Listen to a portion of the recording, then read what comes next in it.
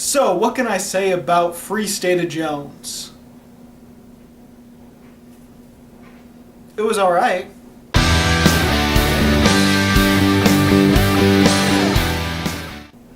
Free State of Jones came out during the end of June, but I'm finally getting to review it. This is based off of a true story during the Civil War and a little bit after it. Matthew McConaughey plays a man named Newton Knight. Now it starts off with him being a medic during the Civil War. It's his job to find the injured in the battlefield, hurry up and bring them to the doctors for them to fix up. Now during the war, he notices that some people get exempt from the army if they have a certain number of slaves on their plantation. And so he definitely takes issue with fighting the war because it seems like it's a war all about the rich, all about slavery, all about the plantations, while the poor people who don't have slaves get to fight it and die for them. So he deserts the army after some tragedy happens, and he's left with no other options but to live with some runaway slaves. In the process, more people get the same idea as him, more people desert the army in the area, and they form a community and an army and rebel against the Civil War. There's even more to this film than that, but that's about the basic premise, or that's pretty much the first half of the film. I think Free State of Jones has a lot of great potential in it.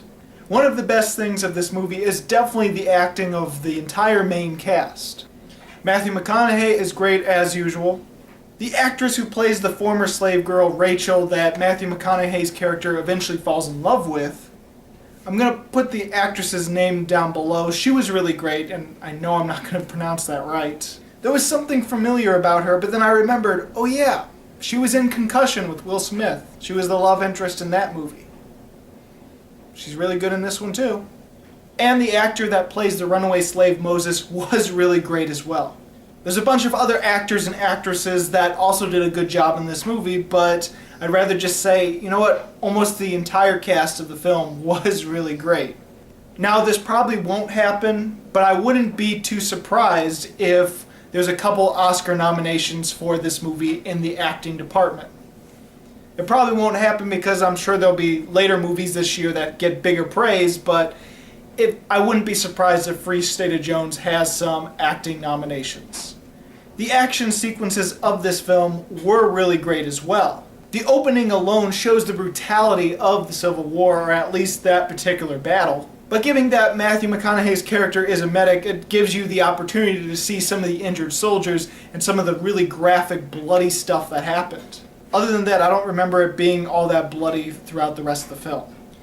And I was definitely invested and interested in the story. I was never once bored, and I felt there was a really nice progression into more social commentary as the movie went along. Because the movie has a natural progression into more of a civil rights movement sort of story, especially with Matthew McConaughey's character's point of view as, oh, we're fighting a rich man's war, the poor shouldn't be allowed to fight someone else's fight, we should be able to choose whether we want to fight. And then him hanging out with these runaway slaves and seeing that, oh, a man shouldn't be told they have to do this. And then him falling in love with a former slave, it just naturally progresses and he sees everyone as complete equals. And there's actually some nice tension and differences in belief of his community, of his army. Because many of the white deserters that end up joining the army just see it as his first point of view, where we don't want to fight a rich man's war. And it's really interesting to see this army, this company, this movement get split after the war ends. Yeah, that's something else about this film. The first half of the movie is set during the Civil War, the second half is after. So if you go into the film expecting just to be about the Civil War, just to have Civil War battles, you might get really bored with the film and might feel that the movie should have ended halfway through. Because the first half is about the Civil War and the uprising, and the second half of the film is the South going back into its old ways, calling slavery a different thing, not allowing blacks to vote, and it becomes a whole movement against that. And I have to say, the best action sequence and one of the best parts of the movie is the surprise attack at the funeral. Now, unfortunately, this was revealed in the trailer, and as I was watching the trailer, I was thinking, I don't want to see this. This seems like a really big event. It feels like a big spoiler. Please don't let it be a big spoiler. Turns out, it's pretty much the best action sequence in the entire film. And if I had gone into the movie not knowing this surprise attack, it would have been completely epic. It's still great as it is, but I blame that trailer. Why did you show me it?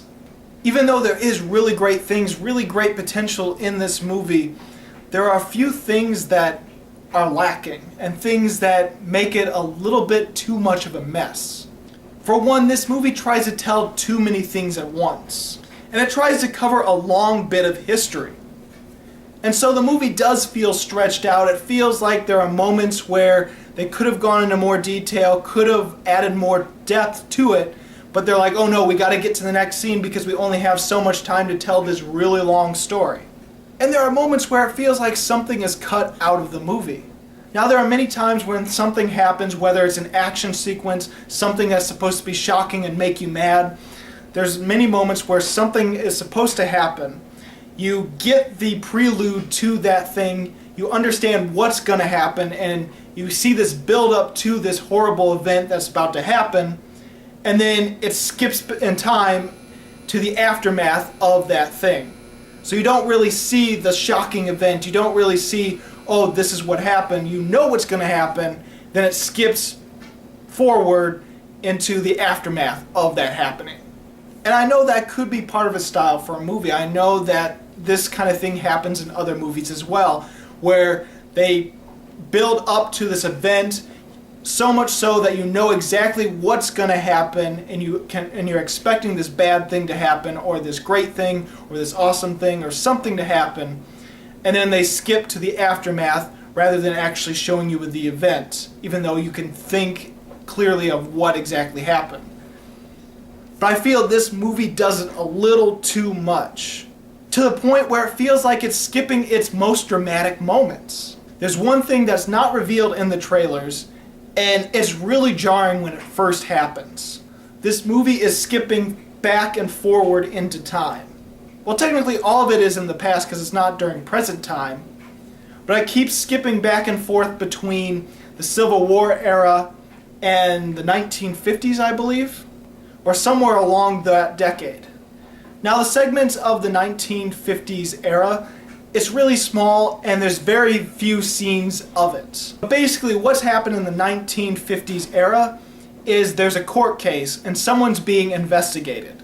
What happens is this white couple is married, and the husband is a descendant of Matthew McConaughey's character. Well, because Matthew McConaughey's character has two wives in the Civil War, he has this white wife who he had his child with, and then eventually falls in love with this slave and has a child with her. There's a question on whether this guy is descended from the white wife's child or the black wife's child. And if he has some black in him, well then he's technically black and can't be allowed to marry because of segregation. And so it's trying to have this court case happen while the whole Civil War stuff is happening. It was kind of jarring at first, but I started getting used to it, and I realized, okay, it's all about this whole relationship thing, which is kind of the main, but also kind of the subplot of the entire film. And I was waiting for the 1950s era and the Civil War era to finally have some parallels in the main storyline, other than the question of who the ancestor is. Eventually, the two timelines do have some parallels. They do have to go through a specific problem that is very similar to both timelines. And you know what happens as soon as there's a parallel to the timelines? The movie ends, making the whole 1950s era timeline feeling like it's completely out there and completely useless to the story. Almost, even though this movie does feel more like a civil rights type movie. And this is the thing about the ending. I'm not going to spoil it because I'm not going to say what exactly is going on in the ending. I'm not going to say what problems they have to go through and how it connects with both timelines. I'm not going to say any of that. So this is spoiler free. But I have to say the ending pissed me off to no end. And it's not because I dislike the ending per se, it's because there is no ending. When I sat and watched it in the theater, all I could think about is when it ended, I was thinking, that's it? That's how it ends? What happened next? Now let me clarify. There are movies where it just ends, and it ends with sort of, not a cliffhanger, but with our main character or main characters having a decision they have to make. And then for us audience to decide, okay, what really happened at the end. There are definitely movies that can successfully do this, and one movie in particular this year that I can think about off the top of my head is The Lobster. I think that did it brilliantly. But this is not like that. No, this is like, you know how there's historical movies out there, movies that are based off a true story, where there's a main story, it has a beginning, middle, and an end, it concludes, and then you have a picture of the real people with some dialogue saying what happened afterwards, like further on into the future. Those ones still work. It's almost like this movie tried to go that route, but instead of the ending actually being shown, the whole entire conclusion is in the pictures and the subtitles explaining what happened later on.